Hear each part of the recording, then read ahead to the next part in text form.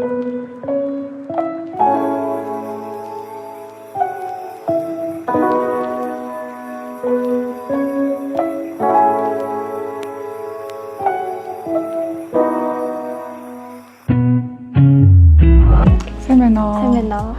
хөрхөө ягаан өнгөөр хасалцсан.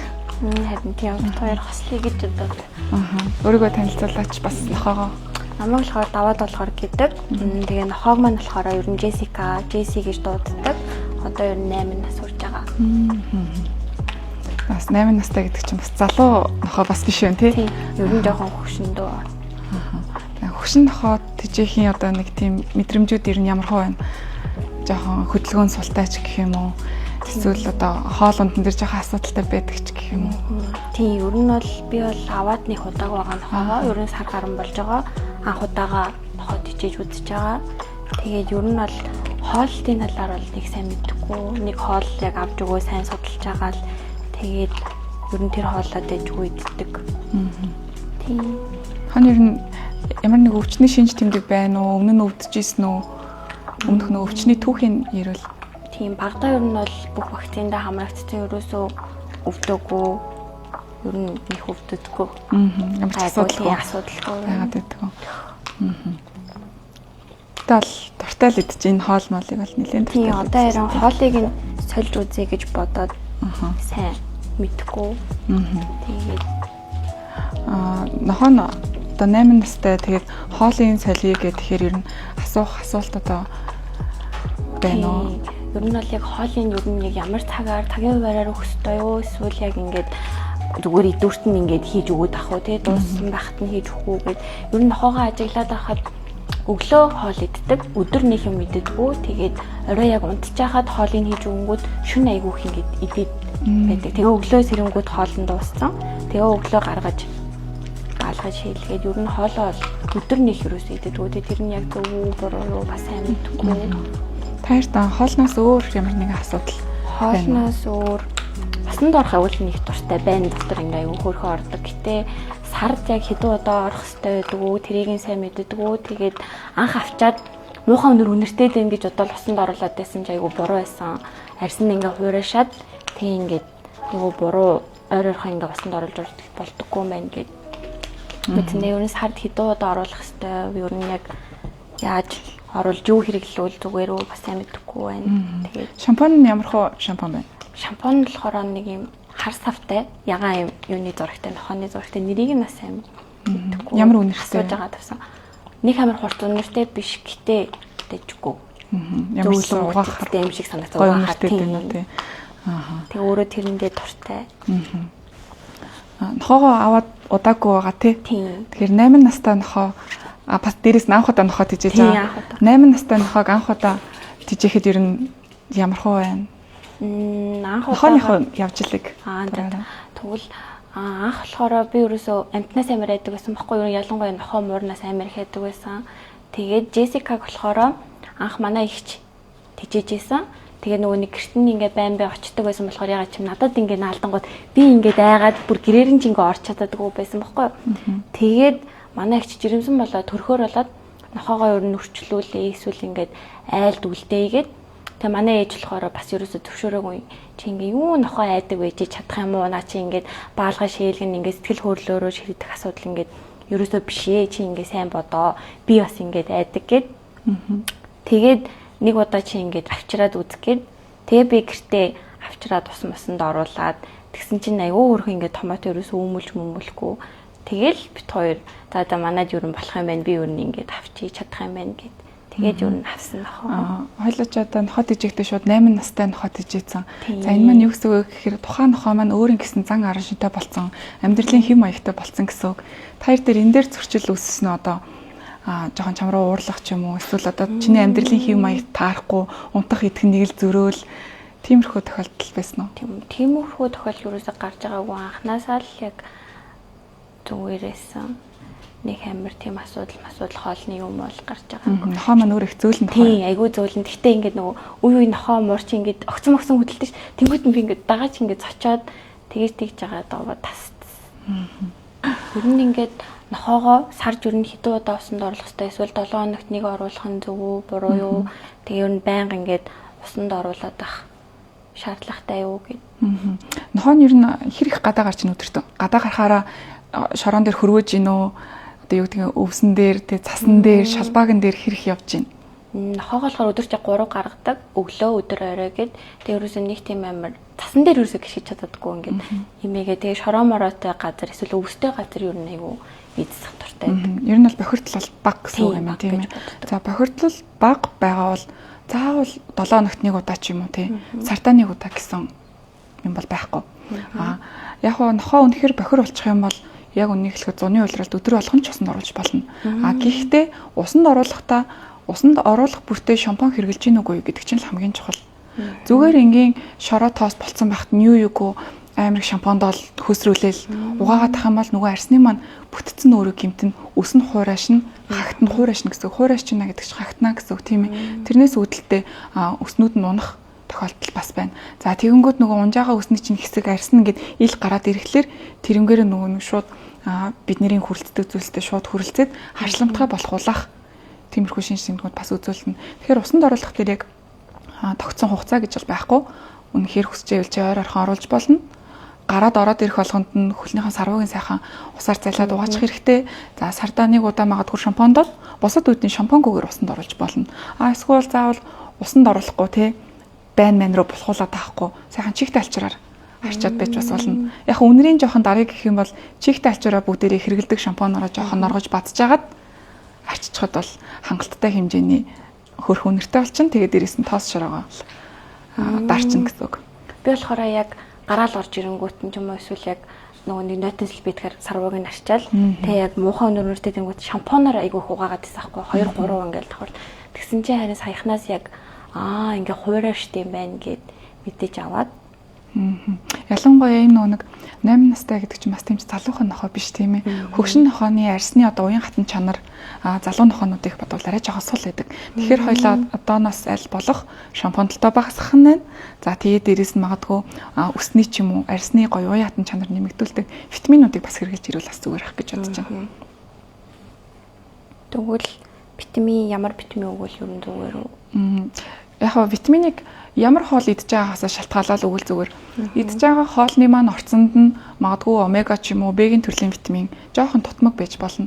Тэгэх юм бол хоёлаа хоолныхоо орцыг харж агаад за энэ хоолнд маань омеганы орц жоохон муу юм биш үү гэж бодоод хоёлаа нэмэлтээр омега өгч болно. Эсвэл бүр ходоод гэсэн өвдөд ч юм уу те харшламтгай болоод биеэр дүүрэн харшил гараад тэгэх юм бол хоёлаа эмчилгээний зорилгоор бас витаминыг нэмэлтээр хоолных нь хажуугаар бас өгч болдог. Тэгэхээр хоолных нь витаминуудын эрдэзүүдийн орцыг нь харах нь их чухал байна. Ялангуяа хөгшин нохоон дээр бол. Тэгвэл сайн зөв асуулт уу буруу асуулт уу гэдгийг сайн мэдэхгүй байна. Ер нь ингээ хүмүүс гарнаасаа хоол өгөх ч юм уу эсвэл ингээл харж байхад ээж мэж ингээ идж байгаа хоол мол махнасаа ингээд өчтдээ штэ тий. Тэр яг зөв үү буруу юу нохоодоо тэгэж өгч болох уу? Бидний идж байгаа хоол хүнс давстай, перцтэй, сонгонтой, саримстай тийм ээ янз бүр юмтай байдаг штэ. Тэгэнгүүт эдгээр нохоо маань хүнээс ялгаатай зүйл нь юу юм гэхээр ходоодны орчин маш ялгаатай гэдэг байхгүй юу? Бид нар сонгон саримс идэнгүүт нөгөөх маань бидний биед антиоксидант үйлчлээд магадгүй тархлаас сэргээдэг байх. Тэгэнгүүт нохооны маань ходоодны орчин биднийхээс өөр учраас давсыг, сонгон саримсыг за тэгээд дээрэс нь усан үзмийг, шоколадыг, алмонд самрыг ч гэх юм уу юу чаддгүй боловсруулж чаддгүй задлж чаддгүй гэсэн үг. Тэгэнгүүт за хоёлоо нохоондоо гоё тийм чансан мах давстай тий сонгон саримстай лаглаг юм хийцэн тий ээж нар гоё гамтлагчууд хийцэн. Тэгэнгүүтлээ за гоё чансан мах юм чинь нохоондоо өгчээ гэл сайхан өглөө. Тэнгүүд нохоо мэдээж дуртай идэнэ. Чансан мах юм чинь. Тэрний хажуугаар давс байна уу байхгүй нь нохоо падлаж байхгүй. Дуртай идэнэ. Тэгэнгүүт бид нар юу гэж боддог вэ гэхээр мах өгж байгаа юм чинь сайн. Тэгэл гэрийнхэн чансан махнуудыг сайхан өгөөл те давс мавстай чансан махаа өгөөл хорхог морхогныхаа махыг өгөөл мах юм чинь өгөөл. Тэгээд тэгэнгүүт нохоо маань өнөөдөр тэр махыг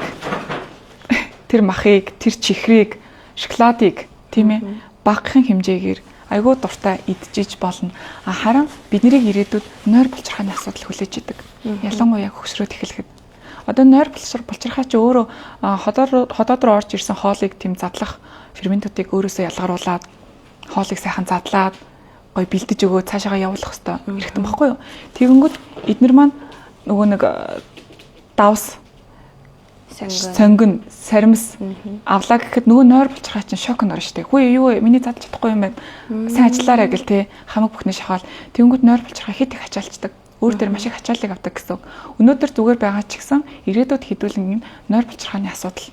За тэгээд дээрээс нь дамжраад харшлын асуудал хүлээж авах боломжтой байдаг. Тэгэхээр гарнаасаа тэгж гэрийнхэн хоолыг өгөх нь бол буруу.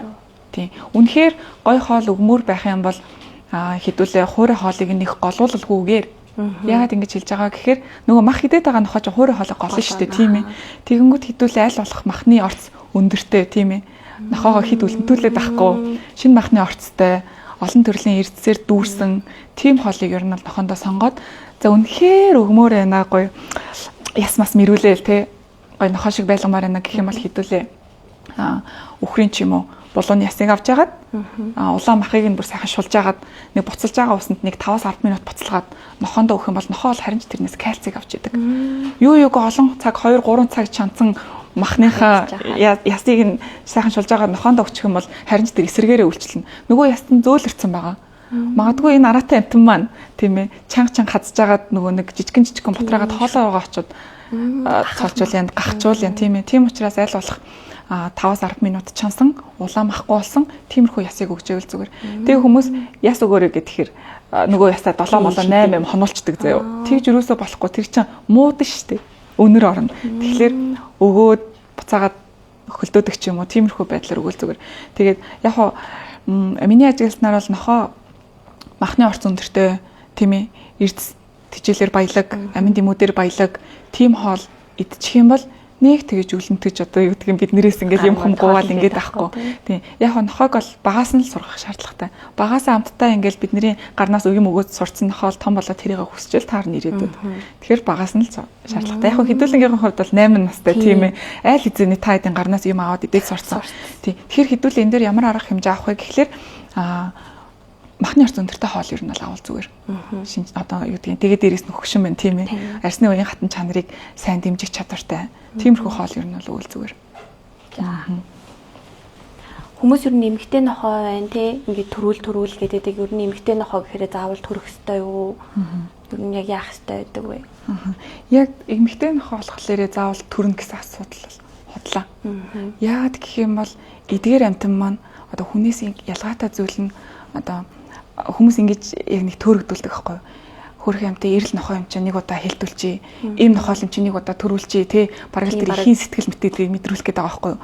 Энэ бол төөрөгдүүлдэг. Бид нэрийг бол маш төөрөгдүүлдэг асуудал. Эрэгтэйгээ заавал хэлдэг ёстой гэсэн үг биш, эмэгтэйгээ заавал төрөх ёстой гэсэн үг бол биш. За танаа нохооны хувьд бол үржил халах мэс ажиллбар хийлгээгүй. Тийм байна. Тийм ээ. За үржил халах мэс ажиллбар хийлгээгүй гэд ер нь төрүүлчихье гэд хүмүүс бас ирдэг л дээ. Би бол алгын тижээ чи мэдээ чи. Тийм аль болох үржил халах мэс ажиллбарыг хийлгэжүүл зүгээр гэж боддог. За Монгол улсад 2024 оны 1 сарын 1-ээс ахуулаад тэжээвэр амтны тухай хууль хэрэгжиж эхэлсэн байхгүй юу? Энэ хуулийн дээр юу гэж заасан бэ гэхэлэр тэжээвэр амтныг одоо юу гэдэг тэжээгээд тийм ээ нохоо муур тэжээгээд авсан л бол үржил халах мэс ажиллбарыг зайлшгүй хийлгэх шаардлагатай гэж бүр заасан байдаг. За үржлийг хийх юм бэ гэхэлэр яг зориултын үржил одоо хийх эрхтэй мэдлэгтэй тийм хүн яг ингээ улсаас зөвшөөрөл аваад нохоо муурны ирүүл бол үржлийг хийдэг. Тэгэхээр бол хэдүүлээ бол зайлшгүй хийх шаардлагатай. За үржил хаах мэс ажиллбарыг хийлгээгүйгээс болоод маш олон зүйлүүд дараараас ирж идэг. За ийм нохооны хувьд гэх юм бол бид хэд спей гэж ярьдаг тийм ээ. Тэгэнгүүт зарим хүмүүс маань яг спираль тавилна гэж ойлгоод байдаг. Спираль тавилна гэдэг ойлголт бол байхгүй. Спей хийлгэнэ гэж байдаг. Спей гэдэг нь зүгээр юу гэсэн үг юм гэхээр үржил халах мэс ажиллбарыг англиар хэлж байгааг нь л зүгээр нэг нэршил юм байгаа юм. Тийм. Түүнээс спей ньютер гэдээ ярих юм бол адилхан л үржил халах мэс ажиллбар. За үржил халах мэс ажиллбарыг хийлгээгүйгээсээ болоод төсөөлийн жирэмслэлт болж болохоор байна. За яагаад гэвэл хит их дааврын нөлөөгөөр тийм ээ өндөвчнөөс гарч ирж байгаа хит их дааврын нөлөөнөөс болоод тэгж болохоор байна. За нөгөө талдаа яадаг вэ гэхэлэр эднэр маань жилд 2 удаа ер нь л ороо орж байгаа. Жилд ороо орохдоо нэг удаадаа орж байгаа ороо маань ойролцоогоор 21-с 28 хоногийн зайд ордог. Турш ордог. Тэгэхээр 21-с 28 хоногийн турш ороо орж байгаа тэр үед л ийм нохоо зөвхөн хээл авах боломжтой гэсэн үг. Бусад үед нь бол ер нь нохоо өөртөө ойртолохгүй гэсэн үг юм. За энэ үед яадаг вэ гэхээр нөгөө одоо бүхэл юм нь онгоож ийн гэж ойлгочиход болно. Тэгэнгүүт цус гарнаа. Цус гарангууд нөгөө хэд маань энийгээ хилээрээ долоодог. Эртний долоогоод нөгөө цус нь гарангууд эвгүй санагдаад долоогоод эхэлдэг. Энэ долоолтоор юу үүсдэг вэ гэхэлэр нохооны хамгийн бохир хэсэгч ер нь бол хил болж таарж байгаа байхгүй юу? Шал малнаас ахуулаад бидний гутал мотол те бүх юмыг долоодог. Тэгээд дараа нь ирээл бидний гар хөөл мөл ингээд долоогоод эхэлдэг тийм ээ. Тэгэнгүүт нөгөө бохир хилээрээ үржлэр ихтэн очиод долоочих юм бол бактери ороод бактери үржээд дэшиг өсөх замын халдвар аваад за ерөнхийдөө савны эдээ төрөвсөл болох тохиолдол их өндөр байдаг. За савны эдээ төрөвсөл за тэгээд дээрээс нөхцөлийн жирэмслээс гадна хавдар болчих гээд идэг. Өхний хавдар болох тохиолдол бас их байдаг. Тийм учраас ер нь бол энэгээр зүйлсүүдээс сэргийлээд үржил хаалгах мэс ажиллабарыг заавал хийлгүүл зүгээр. Үржил хаалгах мэс ажиллабарыг яг хизээ хийх үү гэж бас асуудаг л та. За үржил хаалгах мэс ажиллабарыг им нохоон дээр ер нь бол өндгөвч бүрэн гүйцэд боловсрч гүйцэсний дараа хийвэлэх зүгээр гэдэг. Яагаад гэвэл өндгөвч бүрэн гүйцэд боловсрч гүйцэж байна гэдэг чинь тухайн нохооны маань ерөнхийдөө өсөлт хөгжил нь дууссан гэсэн үг байхгүй юу? Хамгийн сүүлд одоо өндгөөс одоо өндгөвч нь боловсроод дуусчихдаг. За тэгэнгүүт 90 нохоон дээр болохоор за яг ороо орсноос дараа гэх юм бол нөгөө нэг амтан маань хангалттай хэмжээгээр өсөж амжаагүй ичдэг 6 сартад нь шууд оруулах гэхээр тэгэхээр 90 нохоон дээр бол айл болох нэг ой гарамтай ч юм уу тий ясных нь бүтцэн гой хөгжөөд дууссан биеийнх нь бие бялдар нь гой хөгжөөд дууссан тиймэрхүү үедээ хэлбэл зүгээр байдаг. За нохоо маань одоо 8 настай ер нь бол би таярыг оруулах зүгээр гэж бодож байна. Гэхдээ орохдоо маш болгоомжтой орох хэрэгтэй. Яагаад гэвэл үржил хаалгах мэс ажиллабар маань өөрөө мэс ажиллабар учраас эрсдэлтэй байдаг. Эрсдэлгүй мэс ажиллабар гэж бол хааж байхгүй. Тэгэхээр нохооныхон хэдүүлээ тийм зүрхийг сайхан сонсуулах нь байна, амьсгал нь сайхан жигд байна уу, биед нь ямар нэгэн одоо өөрчлөлт байна уу, өвчний шинж тэмдэг байна уу. За магадгүй биднэрт гаднаас нь харагдахгүй байгаа ч гэсэн дотор эргэтнүүд баг багаар өвчлж иж магадгүй байдаг. Тэгэхээр хэдүүлээ дотор эргэтний шалгуулахын тулд магадгүй элэг бөөрийнхөө үзүүлэлт биохимийн шинжилгээ өгөх зүгээр байдаг. Яг хүн шиг л адилхан. Яг хүн шиг тийм. Тэгээд дээрээс нь та хэд сая нөгөө яадаг гэсэн чинь ээж нэг хаяа нөгөө садав сахартай хоолоо өгдөг гэсэн чинь тэгэхээр магадгүй хэдүүлээ бас сахарын шинжилгээнийг өгөөд үзвэл зүгээр байдаг. Цусан дах сахарын хэмжээг ер нь бол нэг шалгуулад үзчихвэл зүгээр байдаг. Тийм яг хүн шиг л баг шинжилгээнүүд өгөх. Яг үнэ. Нохон дээр спейлексний дараа бас жоохон таргалчих гад байдаг.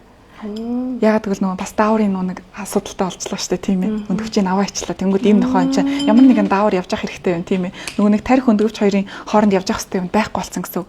Тэнгүүд яг дааврын өөрчлөлтөөс болоод таргалах гэдэг. Тэгэхээр бас одоо таргалтын эсрэг жоохон тийм ер нь бол хоолнууд ч юм хоолн дээр бас анхааруулах зүгээр байдаг. Одоо ирээдүйд таяр хэлгүүл. Тийм нохооны хувьд болохоор бас маа нохоо хамар нь ингээ уртл нь ингээ нөтөн тэгээ нүднээс нь ингээ нулимс гараад байдаг байхгүй. Тэр яг юуны хамаар их гараад байдаг. Тийм маш их гардаг. Одоо ингээд хоёлаа нохоо гарах юм бол нилийн тийм бүлтгэр том нүдтэй байгаа. Энэ том нүд рүү чи ингээд энэ газар дээр байгаа биднэрт харагдахгүй нүдэнд үзэгдэхгүй те гарт баригдахгүй тэр тос шорнууд нүдрөө ингээд явхад нь ингээд байнга орж ийн гэж бодтоо. Тэгээ гүүхтэй эн чинь салхи татуулал гүйж байгаа шүү дээ. Тэгэхээр хуур ажилт тийм эвгүй аргасан мэдрэмж авч байгаа. Тэгэхээр нулимс бол эрүүл нохооных заавал гарч ил байдаг. Гэхдээ хит их гараад тах юм бол хоёлаа ерөнхийдөө эмнэлгийн байгууллагт хандаад нэг одоо нулимсны нөгөө нэг гаралтын тест гэж байдаг байхгүй юу? Их хэмжээний нулимс гарч ийн үү? Тэгээ тэрнээс болоод нүд нүвдөөд байна. Эсвэл нүд нь ямар нэгэн байдлаар өрөвссөн юм уу? Тэгээ тэрийг ер нь эмнэлэгт үзүүлсэн зүгээр. Одоо ингээд харахаар чамд нохооных нь яг нүдийг ингээд доошоо дагцсан нэг тийм улаацсан харагдаж байна уу? Энэ маань бол нохоо муур гэлтгүү те яг энэ амьтдад байдаг нулимсэнд нь байдаг тийм өнгө өгдөг пигмент юм байгаа юм. Угасаал байдаг. Тийм.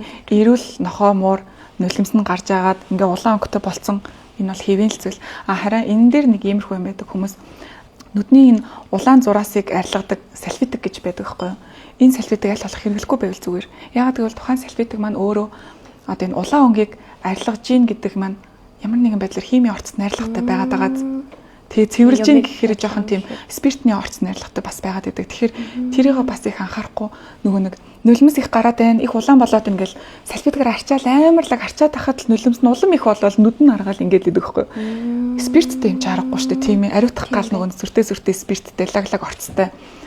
Тийм юм чи улам их нулимс нь гараад идэг. Тэгэхээр ерөнхийдөө зүгээр л энгийн хөвөнгөөр цэвэрхэн усаар өглөө оройдоо нүрийг нугааж байгаа юм шиг арчицсан хамаагүй илүү дээр идэг. За хамарны нойтон хуурайгийн хувьд бол эрүүл нохоо чигтэй хамартай байна. Зарим тохиолдолд халуудсан ч юм уу, хидэг халуунд ч юм уу, эсвэл одоо юу гэдэг өвөл мөвөл ч юм уу, зарим тохиолдолд зарим нохооных хуурайцсан байдаг. Яг энэ маань өөрөө бас өвчтний шинж тэмдэг юм уу гэвэл бас үгүй байхгүй юу? Нохооноос шалтгаална. Нохооны энэ голд энэ ам хамар хоёрын голд нэг юм явж байгаа зураасыг харсан уу? Энэ зураасаар амнаас хамар руу чиг дамждаг байхгүй юу? Тэгэхээр яг уу үнэхээр хуурайцсан байх юм бол ам нь одоо нөгөө нэг салст маань тэг шүлсгүй болсон хуурайцсан байх юм бол энэ амнаас дээшээгээ хамрыг дагсан энэ зураасаар чиг явахгүй байх юм бол бас хамар нь хуурайшдаг. Тийм учраас бид нэр нэг л тийм чиг дутагдаад байна те энэ халуурж иж магадгүй гэж бас бодож болох юм. Нохооны халууныг ялангуяа ийм тачир үстэй нохооны халууныг гэрээрээ хэдүүл бас үзчихэж болдог. Суганд нь бидний нөгөө халууны шилээдэг штеп. Яг нэг шулан гисээр нь үзүүлэх зүгээр л байдаг л да. Гэтэ иймэрхүү нөгөө нэг тачир үстэй нохоонуудын хувьд бол суганд нь ингээд хэдүүл хийгээд үзчихэж болдог. Ер нь л ойролцоогоор нэг 37.5-аас 39-ийн хооронд бол асуудалгүй 39.3-4-ийн хооронд бол асуудалгүй. За 40 буюу түүнээс дэш гараа явчих юм бол халуурж байна гэж ойлгож бас болно. Тэгэхээр хамар нь хуурайцсан бах мал хэдүүлээ яаран имлэг рүү гүйхгүйгээр гэртээ халууны нүзээд нэг жоохон чигтэй алчуур малчуураар арчаад тийм ээ. Тиймэрхүү арга хэмжээ гэсэн авч болно. Одоо би нохоогоо аваад яг 1 сар гарan болж байгаа гэтэл имлэгт бол үзүүлээг байгаа. Хүний нөгөө үрчилж авсан хүнээс асуугаар ингээ вакцина хийлгцэн өрөнгөтөн гэж ерөөсөө нэг амар өвдөж байгаагүй, ер нь бараг өвдөж байгаагүй манай нохоо гэд. Тэрнд имлэгт ер нь жилд хэдэн удаа үзүүлэх хэрэгтэй, эсвэл сар болгон очих хэрэгтэй байдаг уу? Яг яах хэрэгтэй байдаг вэ? Хүмүүс энийг ийм ойлголт өгдөг шүү дээ. Имлэг рүү нөх өвдөхөөрөө л очдог гэдэг тий. Энэ уг нь бол буруу. Имлэг чинь өөрөө урьдчилан сэргийлж үзэх хүмүүсийг за ингэж шийдэж ш одоо ингэх гээд шүү, тэгэх гээд шүү гэсэн одоо тийм тохиолдол өгөх юм зорилготой газар байхгүй. Тэгэхээр яг хэдүүлээ одоо нохооныхоо насыг бодоод ер нь аль жилд нэг юм 2 удаа биохими шинжилгээ хийлгээд үзвэл зүгээр. Илэг нь ер нь ямар хуу байна? Бөөр нь ер нь ямар хуу байна гэх мэтчлэн тийм ээ. Жилд бол 2 удаа буюу 6 сард 1 удаа үзүүлж ивэл зүгээр. Тэгэхээр үзүүлэл тэрнээсээ шалтгаалал бас хоолой зөв сонгол зүгээр. Яг хоол гэдэг чинь бид нэр ингээд өдөр тутамдаа хэрэгтэй амин дэмий авахаас гадна эднэрийн чинь одоо эрүүл саруул амьдрах шалтгаан, урт наслах бас нэг юм шалтгаан болж өгдөг байхгүй юу? Зөв хоолыг тий зөв стратегиэр зөв өгөх юм бол урт наслж боломжтой, өвдөхгүй байх ч боломжтой. За ер нь бид хоёр хоолн дээр ер нь ямар хуу хоол, ямар хуу амин дэмтэй орт найрлагатай хоол хэрэглүүл ер нь зүгээр вэ? Хоёлаа одоо нохоо маань нэг буюу түүнээс дээш настай юм чинь хоол авахдаа нэг нэмэх гэсэн хоол авал зүгээр. Тэр нь юу гэсэн үг гэхээр нэг наснаас дээш нохоонд зориулсан хоол гэсэн үг байхгүй юу? Тэгэхээр аль болох тиймэрхүү хоол авах нь зүгээр. Яагаад гэвэл тухайн хоолнууд маань килограмм жинтэнд тааруулаад нөгөө нэг амин дэмүүд эрдэсүүдийн бас бодцсон байдаг байхгүй юу? Хоёлаа хоол авахдаа ерөөхдөө их чухалчилж авч үзэх шаардлагатай. Одоо дэлгүүрээр явахаар килограммын хоолнууд байдаг тийм. Задгаа юм ууттай яг саранч мэдэгдэхгүй. Тэгэхээр аль болох тийм хоол авахаас зайлсхийх шаардлагатай. Үнэхээр тийм хоол авах гад үзэж явах юм бол холио зарж байгаа хүнээсээ хэдэн сарын хэдэн цавлсан. Ямар орц найрлагатай, ямар брендийн хоол вэ? Энэ килограммтай нохоонд хэр их өгөх вэ гэдэг заавал асуух шаардлагатай байдаг. Яагаад гэвэл хоолны компаниуд нохооны бие бялдар одоо энерги зарцуулалт, үйлдвэр гарал өвчнөөс хүртэл шалтгаалаад өдөрт авах ёстой калорийн хэмжээ, эрдэс бодисын хэмжээ, витамины хэмжээгээ бүгдийг заасан байдаг байхгүй юу. Тэгэхээр хоёлаа тэрийг бүр маш сайн харах шаардлагатай. Тэгээд дээрээс нь тухайн хоол маань бас одоо албан ёсны газраас орж ирсэн үү тий шинжлэх ухаанч байдлаар тухайн хоолнд хандсан байна уугүй юу гэдэг их чухал. Зүгээр л нэг ганцхан 8-чин тий урдаас богоноор хоол оруулаад ирсэн нөгөө хоол нь яг наранд байцсан юм уу, хөлдөөд орж ирсэн юм уу, халаад орж ирсэн юм уу, он сарын арилгаж агаад янзлцсан юм уу бид нар мэдэхгүй байхгүй. Тэгэхээр аль болох албан ёсны зөвшөөрөлтөй яг албан ёсны оруулж ирж байгаа газраас авбал их зүгээр гэдэг. Ядчил итгэмжтэй шүү дээ тий. Тэгэхээр хоолныхоо тэрийг бас их чухалчилж харахаар байна. Тэгэхээр зөв хоолоо сонгочих юм бол хоёлаа нохоо маань илүү олон жил наслах нь байна. Илүү эрүүл байх нь байна. Яг үнэ. За ойлголоо. Miratoric брендийн энэ хоолнд болохоор махны орц нэлээд өндөр байдаг байхгүй юу. Тэгэхээр би бас та хоёрыг гараасаа хоол өгөлгүйгээр ер нь бол махны орц өндөртэй ийм хоол өгвөл их зүгээр гэж бодож байна. За энэ хоолнд болохоор 32% махны орцтой, за 4% шинэ нойтон махны орцтой байдаг. Тэгэхээр ерөнхийдөө амт чанарын хувьд хамаагүй өөр.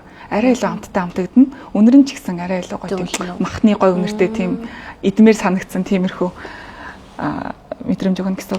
За энэ хоолныхоо маань хувьд болохоор энэ хажуу талдаа ингээ харах юм бол ходоодны зурагтай байгаа. За тэгээд дээрээс нь дээр ингээд номер 1 гэвчихсэн. За доор нь болохоор энэ юуны зураг вэ? Юу гэж бодчихээ. Өсний зураг байгаа. За энэ яагаад өсний зурагтай байна гэхээр магадгүй бусад хоолой бодвол омега Б витамины юу арай илүү өндөр, агуулмж арай илүү өндөр байх магадaltaй гэсэн үг. За энэ хоол маань өөрөө махны агуулмж өндөртэй учраас би танаа нохойг бол нэлээд гоё дуртай идэх байх гэж бодож байна. Сая ч гэсэн нэлээд дуртай идлээ те. За нохойг хооллоход яг өглөө өдөр оройг бол тийм амар чухал биш. Та хэдийн амьдралын хэв маяг яаж таарж гин тэр л чухал. Нохоо үнэхээр өөрөө шүний мэдмээр байл шүн идэг. Өглөө идмээр байл өглөө идэг. Хамгийн гол хэдүүлэнгийнх авч үзэх чухал юм нь юу юм гэхээр хоолны хэмжээ чухал байгаа. За нохоо маань хэдэн килограмтай вэ одоо? Нохоо одоогоор килограммыг юм мэдэхгүй байна. За танай харилцаагаар нэг за нэг 4 кг хавцаа байж магадгүй. За тэгэх юм бол хоёлоо хоолныхоо ардлыг нь хараад 4 кг-тай нохоонд ойролцоогоор хэдэн грамм хоол өдөрт 24 цагт өгөх шаардлагатай вэ гэдгийг ардлыг нь харчихна. Яг үнэ. Хоол нь яагаад гэвэл ихтчих юм бол эн чинь гидсэн өдөж магадгүй. Эсвэл магадгүй нөгөө нэг их хэмжээгээр орсон хоол маань ходоодонд юу яж амжилгүй, шингэж амжилгүй магадгүй бүхлээрээ гарч ирэх тохиолдолж байгаа. Тэгэхээр хэдүүлээ ходоодныхаа хэмжээгээр ер нь бол хоолыг маш сайн зохицуулж өгөх шаардлагатай. За 4 кг-тай нохоонд за нэг ойролцоогоор нэг 68-аас 89 г хоолыг 24 цагт өгөхөд ер нь бол хангалттай гэж энэ дээр бичсэн байна. За одоо идж байгаа хоолноос энэ хоол руу хэрвээ шилжээ гэх юм бол заавар нь энд байна. Эхний 1-2 хоногт нь одоо энэ арай тод зурагтай байгаа. Арай жижиг жоо бага хэмжээтэй. Тийм бага хэмжээтэй байгаас нэг ойролцоогоор нэг 30% нь шинэ хоол, үлдсэн 70% нь хуучин хоол гэх мэтчлэн ингэж хольж өгвөл бас их зүгээр. За ингэж явсаар хагаад 7 дахь юм уу 8 дахь өдрөөс хоёлоо шинэ хоолндоо бүрэн орж болно. За зарим тохиолдолд зарим нохооны одоо гидсний хит эмзгээс болоод 7 хоногч заримдаа богинддаг. Зарим тохиолдолд бид нэр шинэ хоол руу шилжихдээ бүтэн сарыг ч зарцуулах шаардлага бас гардаг. Тэгэхээр хоёлаа нохооныхаа идж байгаа байдлаас за тэгээд дээрээс нь баасныхаа хэр шингэн өтгөн гарч ийн гэдгээс шалтгаалаад хоолоо ингээ баг гоё мэдрэмжээрээ өгөх нь ямар ч лээсэн шууд бас сольж болохгүй. Энэ хоолнд бас дээрээс нэг миний нэг дуртай юм байдаг юм аа. Тэр нь болохоор юу юм гэхээр бэгийн төрлийн витаминыг ерөнхийдөө ихээр агуулж өгсөн. За тэгээд дээрээс нь за ингэж тэгээд дээрээс нь хоол маань өөрөө пребиотиктай байгаа. Пребиотик гэдэг нь болохоор одоо бидний бодож байгаа тэр пробиотик бол биш. Пребиотик гэдэг нь юу юм гэхээр гидсэнд байгаа ашигтай бактерийн хоол хүнс тэжээл гэж ойлгож болно. Тэгэхээр тэр ашигтай бактери ингээл дангаараа байж ивэл ямар ч ашиггүй тий. Тиймээс заавал пребиотикийг хажуугаар нь авч ивэл зүгээр гэдэг. Одоо нэг юм байдаг штэ. Эрүүл ходоодтой хүний дархлаа сайн байдаг. Тийм үү. Нохоо яг адилхан. Нохооны ходоод эрүүл хоол боловсруулах эргэтэн тогтолцоо эрүүл байх юм бол дархлаа маш сайн байна. Бид нэр өвдөхөөрөө пробиотик уугаал амир ингээл өгдөг штэ тий. Дархлаагаа дэмжэе гээл гэдэг. Эднэр маань яг адилхан. Тэгэхээр ер нь бол хоолнд нь аль болох тэр ашигтай бактери тэжээдэг пребиотик байх шаардлагатай. За тэгээд дээрэс нь хоёлаа насаа бодох юм бол антиоксидант одоо нөгөө нэг байгалийн гаралтай Б витамин байж ивэл бас нөгөө нэг хөгшрөлтийг жоох эсэргүүцэн тийм ээ. Урт наслтыг дэмжиж болох нь байна гэх мэтчлэн тиймэрхүү зүйлэн хооллолтыг сонгохдоо тавих шаардлагууд ер нь бол нэлээд өндөр байна. Тийм. За нойтон хоол ер нь идэх дуртай байна уу? Нойтон хоол ер нь идүүлж байгаагүй. Идүүлж байгаагүй. Нойтон хоол идүүлвэл бас зүгээр. Яагаад гэвэл энэ маань өөрөө бас амин дэмээр маш өндөр байдаг хгүй юу? Одоо энэ дээр бас нөгөө нэг саяны хоёлынхын дурдчихсан ходоодны зураг байгаа. Тэгээ бас махтай гэвчсэн байна тий. Энэ бол 70% нь бүр мах гэж энэ хоолны маань. Тэгэхээр бол нэлээд махны агуулмж өндөртэй. Магадгүй хуурай хоолноос арай илүү амтлаг байж магадгүй. Гэтэ энийгээ бас хэлээ баймаа өгөөдөж болохгүй аль болох балансыг нь олоод өгнө. За нойтон хоол идчих үедээ хуурай хоол хоёлоо сайн чи нэг за нэг 89 г 90 г өгье ярьсан. Нойтон хоол бүгдийг нөхчөөд 90 г хуурай хоол өгж бас болохгүй. Их хоол болно гэсэн үг тий. Нойтон хоолоо өглөө нь талын нөгөөд оройн талын өглөө гэж бодоход хуурай хоолоо нэг 50% багасгачиход ер нь бол зүгээр. Эннийх нь арталт нь бас заавар байгаа шүү. За тэдэн килограмтай бол 2.1, тэдэн килограмтай бол 3.1 удаадаа өгөөрэй гэдэг. Хоол энэ хоолоо задлчаа 24 цагтаа заавал өгч дуусгах хэрэгтэй гэдэг шүү заяа. За. Тийм 7 хоногт 1 удаа 2 удаа гэсэн тийм бас байхгүй. Үнэхээр өгмөр байвал хайртай амтанд өдөр болгоо нойтон хоол гэсэн ч асуудалгүй. Хамгийн гол нь тийм нойтон хоолоо зөв сонгох нь чухал. За хоёлаа энд нэг хоолыг харъя. За энэ яг ходоодны зураг бол байна тий. Гэхдээ энд байгаа энэ арай нэг тод өнгөтэй хоол маань бүр Pro Meat гэж бичсэн. Бүр Digestive Care гэж бичсэн байгаа байхгүй юу? Энийг бодвол одоо нөгөө нэг хоол боловсруулах хэрэгтэн тогтолцоог бүр бүхлээр нь цогцоор нь ингэж одоо дэмжиж өгөх чадaltaй гэсэн үг. За энэ юуны зураг байгаа бүр халимны зураг байна тий. Бүр үсний зураг байна. Тэгэхээр энэ хоолыг бодвол тий энэ хоолыг бодвол хамаагүй илүү нөгөө эмчилгээний зорилттой хоол бас болж болчих гээд байгаа байхгүй юу.